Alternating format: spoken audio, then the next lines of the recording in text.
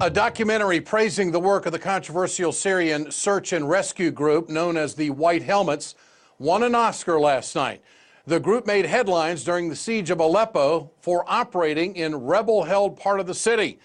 Many view them as heroes for risking their lives to save others. The documentary overlooks some concerns about the White Helmets, however, following a number of incidents. Lizzie Phelan reports. The White Helmets receiving this Oscar really is just the pinnacle of the love and adoration that they have been receiving now for some time by the Western media industry and politicians. Of course, they have been, before producing this documentary, they've been producing videos of the rescue operations that the Western media have lapped up almost without question. And those videos have been funded to the tune of millions by Western governments, including the American, the British, and the French governments. But there's been many very serious allegations leveled at the White Helmets about some of their activities. And that main allegation is that the White Helmets, rather than being a benign humanitarian organization, are in fact almost exclusively a support service for extremist organizations that have been fighting against the Syrian government, including one of the most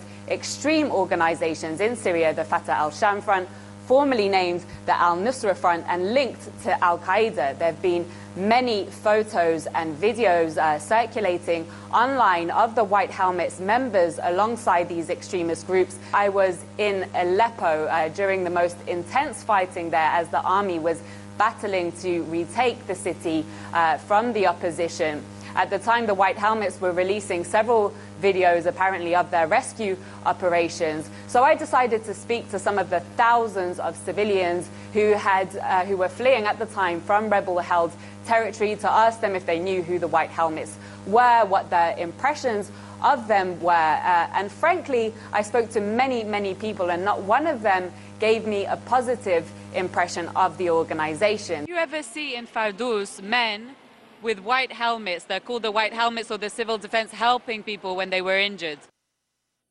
When they came to help the injured, they stole from them. If people were wearing jewelry, they cut it off. All of them are thieves. This man accused the organization of intentionally killing his little girl.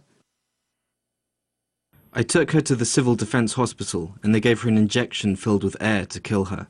They don't help people. They only work when there is a camera on them, and when the camera is gone, they leave. They abandon people under the rubble.